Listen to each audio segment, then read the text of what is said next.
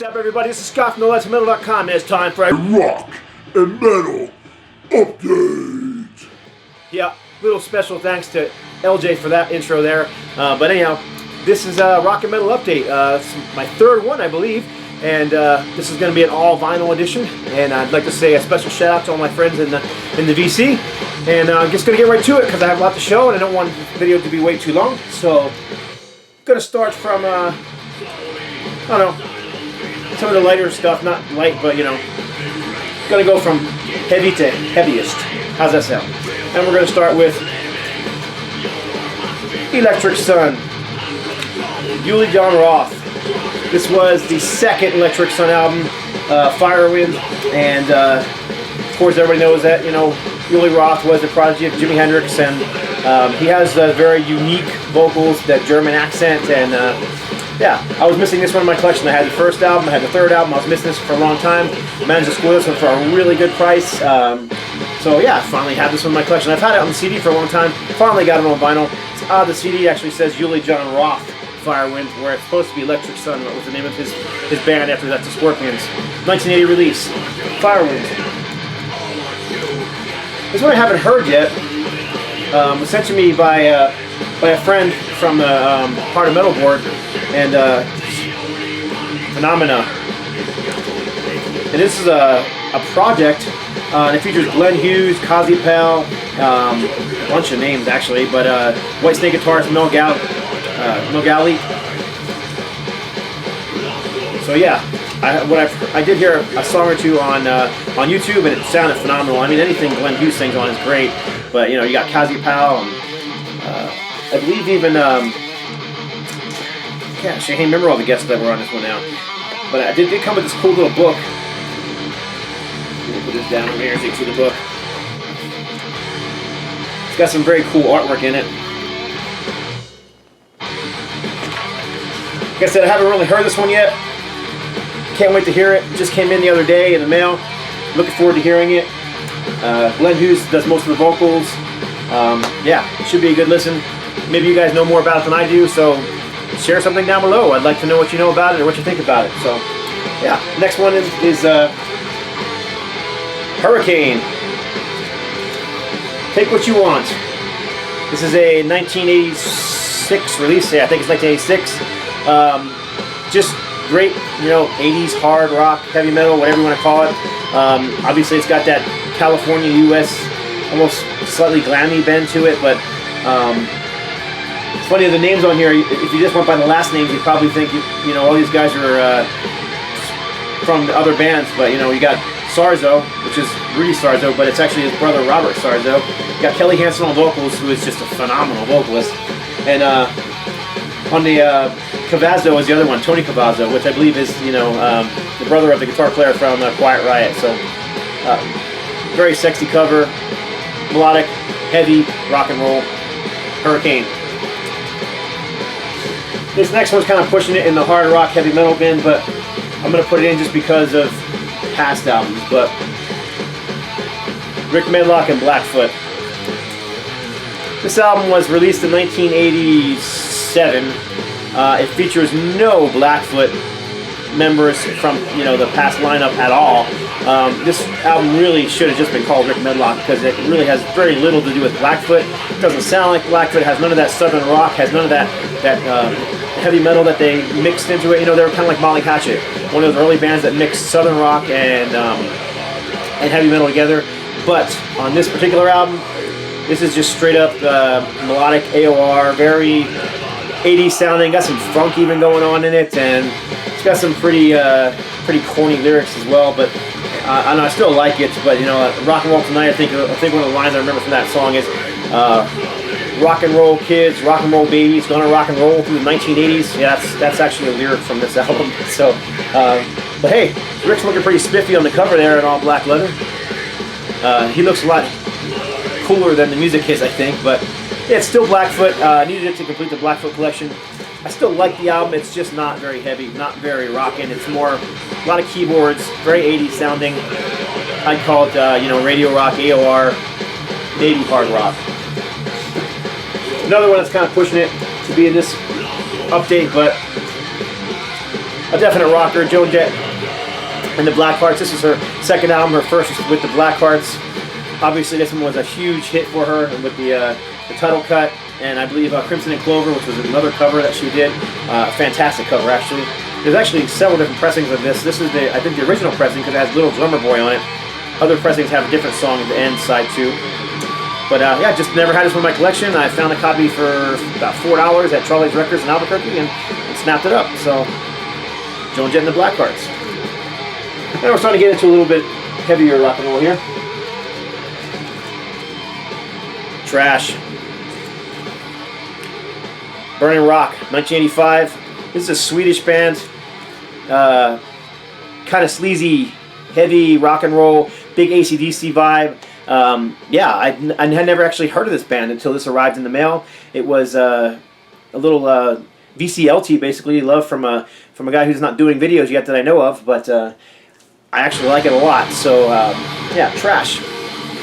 Burning Rock, Swedish hard rock band, heavy metal band, somewhere along those lines. Now we're getting into the heavier stuff. This is from the same trader that I got the Trash album from, Ostrogoth. Ostrogoth are from Belgium, I believe. 1984 release, Ecstasy and Danger. This is just pure heavy metal. Has a very big new wave of British heavy metal sound. But yeah, they're Belgian band. 1984. This is on the Mausoleum label. Let me pull that out and show it to you guys.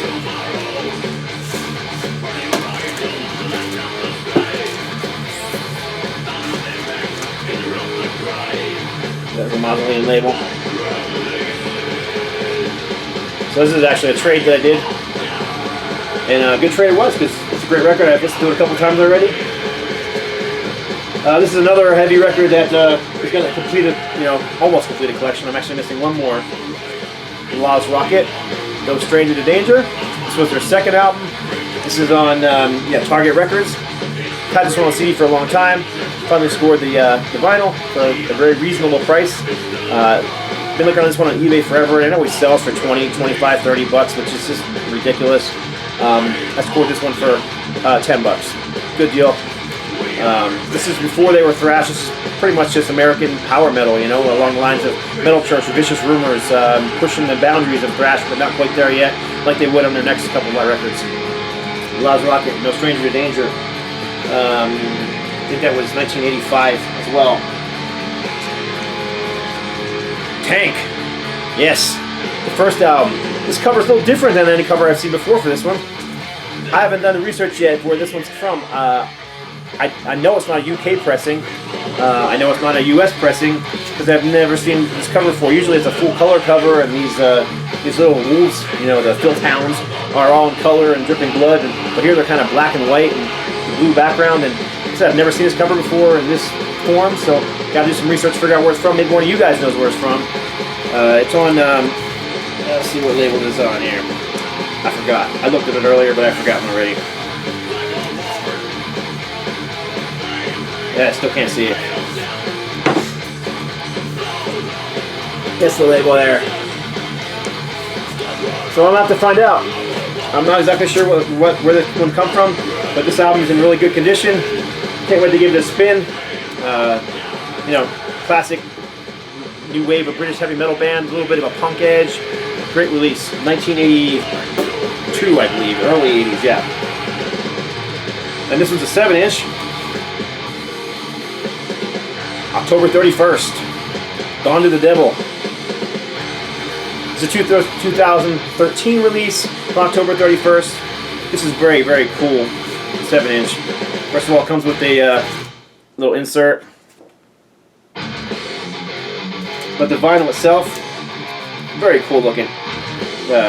Kind of a colored splatter vinyl. But 2 songs, classic October 31st, that gnarly heavy metal. I've talked about them many times before, and I'm going to continue to talk about them because I really like that band. They're just fantastic. King Foley's band, as well as Brian Hellstorm Williams, guitar player. October 31st. One of my favorite albums of 2013. I've had it on CD since it came out. Finally scored for a decent price. 180 gram vinyl copy. This is the black version. EXTOL from Norway. Fantastic album. I mean, there's few bands where I like their new records more so than their old records, and I like their old records. I mean, loved Burial. I actually played with the band on stage during that tour, the Burial tour. Love that record. But this album, fantastic. If Yes got together and decided to form a death metal band, and John Anderson and a death metal singer, Sarah, the vocals, this is what they'd probably come up with. That's how I describe this album.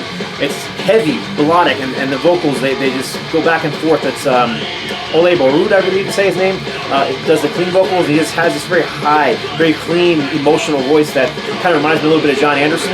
And then, of course, they have the death metal vocals as well. Some people compare him a little bit to Opeth. Perhaps, maybe in the mix of the vocal styles, but they really have their own sound. And yeah, EXTOL, their self-titled album, 2013, fantastic release.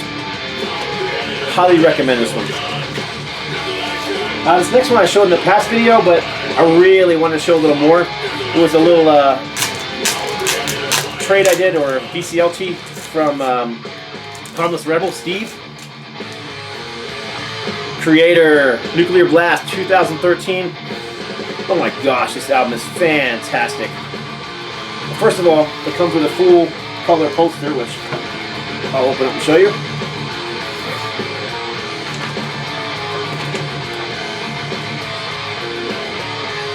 Beautiful poster. Bunch of Kreator zombies in the front cover. It is a gatefold record.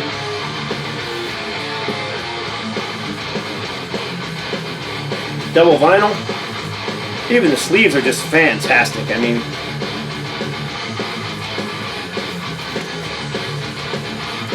I saw Kreator on this tour. They were awesome. I mean, I just remember I want you guys to tear this place apart! And that's pretty much what happened. The place went berserk. Pits everywhere, of which I stayed mostly out of, so. Another insert. That's mostly just Nuclear Blast, other records they're releasing. Here's the other sleeve.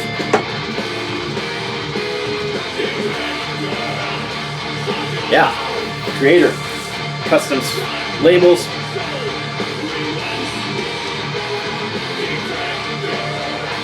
Fantastic live album from Kreator. I mean, these guys are just tight right now. I've heard people say they don't like the newer stuff. They only like the older stuff. I don't know, man. I'm really liking their last 3-4 albums. They just found their groove. You know, it's still heavy. It's still chaotic. It's still thrash. At points they even push towards power metal, but it's just brutal, heavy, and Mile sounds as good as he always has. I mean, he's just got that style. I could never totally simulate it, but fantastic live release. Thanks again, Harmless Rebel. I really appreciate this one. Kreator, 2013. And yeah, one more. This is the last one, and this one is kind of shocked me because some of you guys who watch my videos, some of my subscribers, you may see I did the At War video maybe a month ago, where I showed my whole At War discography. And the very last album, Infidel, I only had on CD.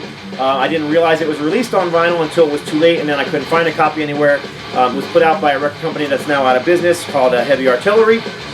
And so, to my surprise, bass player and vocalist from At War contacted me after seeing the video and said, I want to send you a copy of the record. I was blown away. So, Paul Arnold, thank you for this. At War, Infidel. So he sent me a copy. He even autographed it. Right there. And it is a gatefold. Back cover. Again, brutal thrash metal. I played this album actually in that video.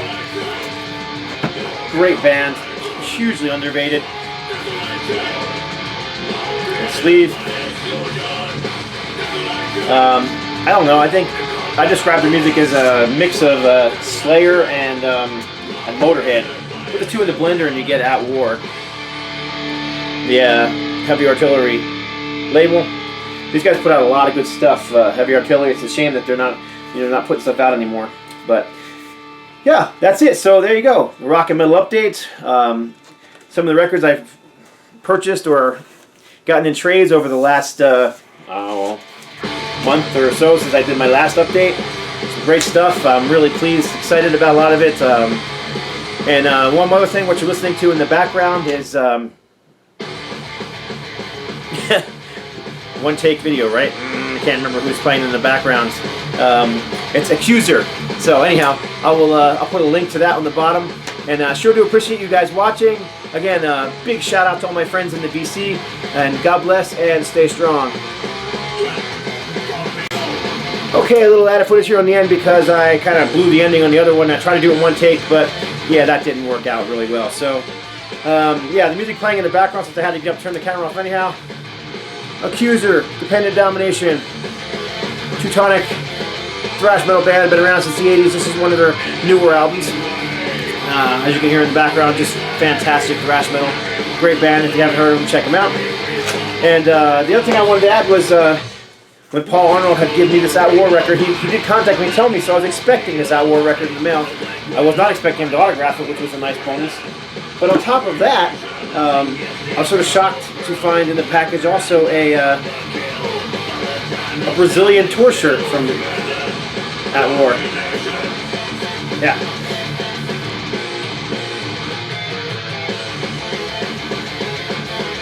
So, yeah, on top of, you know, sending me the record, he sent me that tour shirt, and also a big old bag of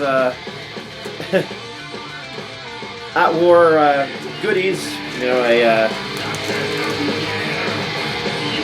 patch, and some stickers, and a gigantic tag. So, yeah. So that was a really nice surprise added on there. So, you know, I really wanted to show that to you guys because it was really nice of them to send it to me. I didn't want to forget those things. So just thought I'd put it here on the end and let you all know who the band was playing in the background because I blew it out at the end of the other video. So, again, God bless. Stay strong.